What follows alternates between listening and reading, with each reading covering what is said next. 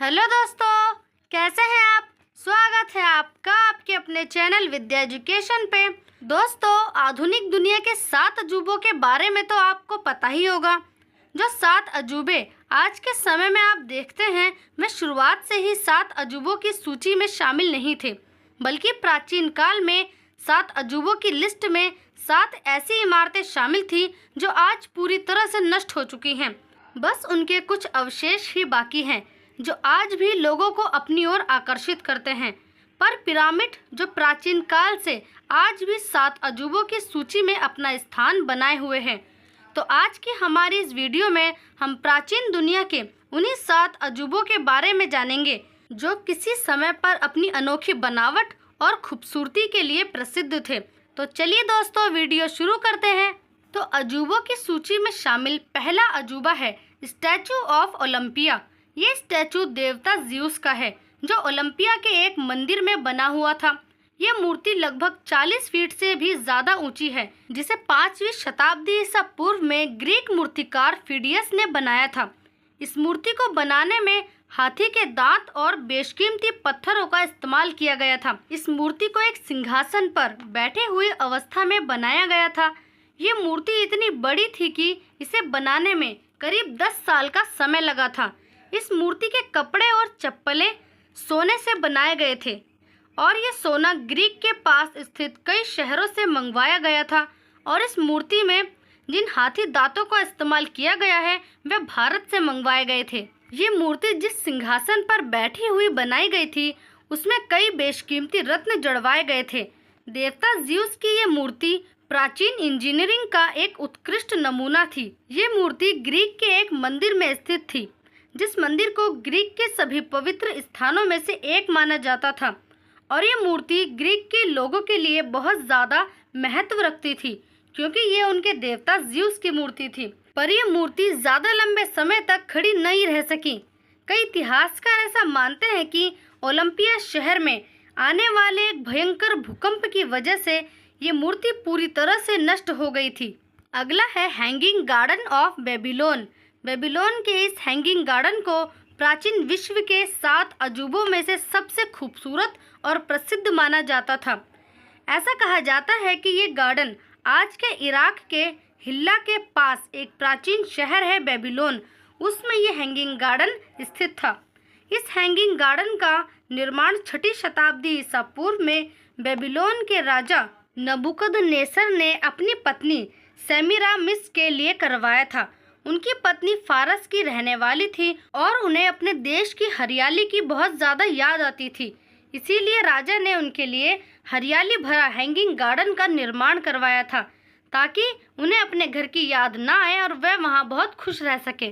खम्भों के जरिए ऊंची छत बनाई गई थी और उस पर मिट्टी की परत बिछाकर कई प्रकार के पौधे लगाए गए थे।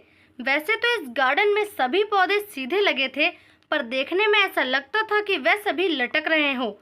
ये इतना खूबसूरत था कि देखने में ऐसा लगता था कि मानो स्वर्ग धरती पर उतर आया हो।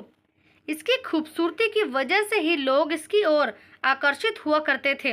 ये प्राचीन समय का सबसे प्रसिद्ध अजूबा था और इसके बाद भी कई इतिहासकार इसके होने पर सवाल उठाते हैं। अगला है टेम्पल ऑफ आर्टेमिस। ये एक प्रकार का मंदिर था जो तुर्की के सेलकुल नामक स्थान पर स्थित था। ये मूर्ति यूनान की देवी आर्टेमिस के लिए बनवाई गई थी, इसीलिए इसका नाम टेम्पल ऑफ आर्टेमिस रखा गया था। यहाँ रहने वाले लोगों के मन में इस मंदिर के लिए बहुत ज़्यादा श्रद्धा थी और वे पूरी श्रद्धा भाव के साथ यहाँ पूजा किया करते थे। ये मंदिर कई बार नष्ट हुआ और कई बार इसे बनवाया गया। सबसे पहले 6वीं शताब्दी ईसा पूर्व में ये मंदिर बाढ़ की वजह से पूरा नष्ट हो चुका था। फिर 7वीं शताब्दी ईसा पूर्व में राजा कोर्सेस ने इस मंदिर का पुनर्निर्माण करवाया, लेकिन पुनर्निर्माण के बाद भी ये मंदिर फिर से नष्ट हो गया। फिर 323 ईसा पूर्व में इस मंदिर को बहुत बड़े पैमाने पर बनवाया गया और फिर इस मंदिर का निर्माण लगभग 60 फीट की ऊंचाई पर करवाया गया और इस मंदिर में 120 से भी ज़्यादा संगमरमर के स्तंभ लगाए गए थे।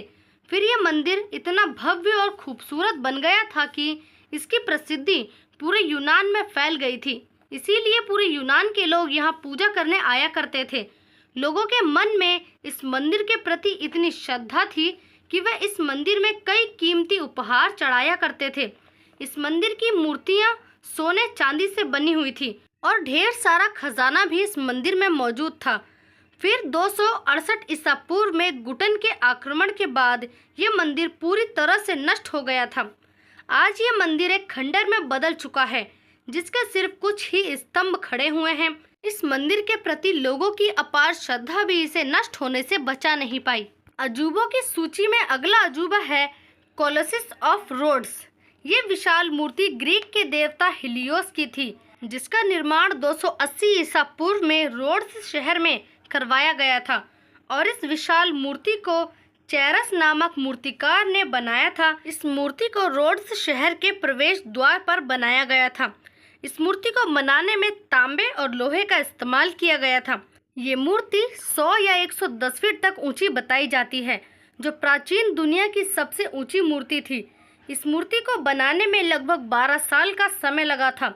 देवता हिलियोस की इस मूर्ति को बंदरगाह के दोनों तरफ एक एक पैर करके खड़ा किया गया था, पर यह मूर्ति ज्यादा लंबे समय तक टिक नहीं पाई और करीब 226 ईसा पूर्व में ये भूकंप की वजह से नष्ट हो गई। प्राचीन अजूबों की सूची में अगला नाम है गीजा के महान पिरामिड का। ये पिरामिड मिस्र देश में स्थित है। पिरामिड प्राचीन काल का एक बहुत ही अद्भुत और रहस्यमय कलाकृति है, जो अपने अंदर कई अद्भुत रहस्य छुपाए बैठा है। वैसे तो मिस्र में कई पिरामिड हैं, पर जो कुफू पिरामिड के नाम से जाना जाता है, वही महान पिरामिड 7 अजूबों की सूची में शामिल है, जिसे प्राचीन मिस्र के राजा कुफू ने अपनी कब्र के लिए बनवाया था। इसीलिए इसे कुफू के पिरामिड के नाम से भी जाना जाता है। इस पिरामिड को बनाने में इस्तेमाल किए गए पत्थरों का वजन 2 टन से लेकर 30 टन तक था और कुछ पत्थरों का वजन तो 45,000 किलो टन तक था। पर सवाल ये उठता है कि उस समय जब कोई आधुनिक तकनीक नहीं थी, तब इन पत्थरों को एक के ऊपर एक रख कर इस तरह का महान पिरामिड का निर्माण कैसे करवाया गया होगा, ये आज भी एक रहस्य बना हुआ है। ये पिरामिड लगभग 4000 साल से भी ज्यादा पुराना है। गीजा का ये महान पिरामिड ही प्राचीन काल का एकमात्र ऐसा अजूबा है जो आज तक अस्तित्व में है, जिसका नाम वर्तमान के 7 अजूबों में भी शामिल है। अगला है लाइट हाउस ऑफ अलेक्जेंड्रिया। इसे 3री शताब्दी ईसा पूर्व में लाइम लेमी फिलडेल्फस के शासनकाल के दौरान बनवाया गया था। ये मिस्र के अलेक्जेंड्रिया शहर में बना एक बहुत बड़ा और अद्भुत लाइट हाउस था। इस लाइट हाउस को अलेक्जेंड्रिया के फेरोस के नाम से भी जाना जाता था, जिसका हिंदी में अर्थ होता है सिकंदरिया का प्रकाश स्तंभ। गीजा के महान पिरामिड के बाद इस लाइट हाउस को प्राचीन दुनिया का दूसरी सबसे ऊंची मानव निर्मित संरचना माना जाता है। ये दुनिया का सबसे पहला लाइट हाउस था।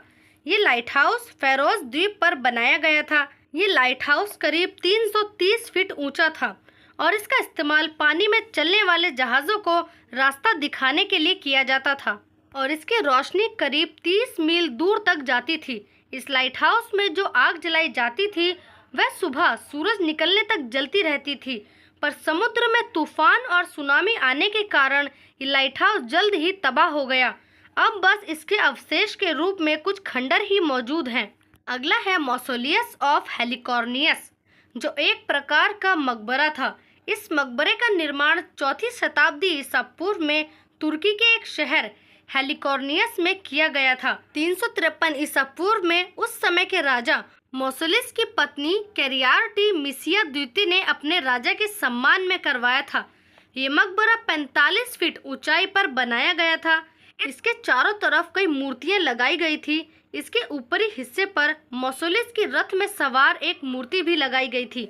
इस मकबरे की ऊंचाई लगभग 148 फीट थी। इसे इतना अद्भुत तरीके से बनाया गया था कि लोगों के लिए एक मिसाल बन चुका था। इस मकबरे को हेलिकॉर्नियासिस शहर के मशहूर वास्तुकारों ने मिलकर बनाया था। इस मकबरे के बीचों बीच के कमरे में मौसोलिस और कैरियार्टी मिसिया द्वितीय का ताबूत रखा गया था और वक्त गुजरने के साथ साथ ये मकबरा प्राकृतिक आपदाओं और लूटपाट की वजह से नष्ट हो गया।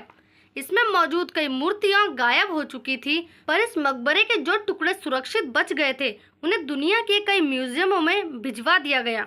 तो दोस्तों, ये था प्राचीन दुनिया के 7 अजूबों का इतिहास, और अगली वीडियो में हम जानेंगे आधुनिक दुनिया के 7 अजूबों के बारे में। तो दोस्तों, आपको ये वीडियो कैसी लगी कमेंट करके ज़रूर बताएं, और ऐसी वीडियो देखने के लिए हमारे चैनल को लाइक, शेयर और सब्सक्राइब करें। और तब तक के लिए पढ़ते रहिए, खुश रहिए।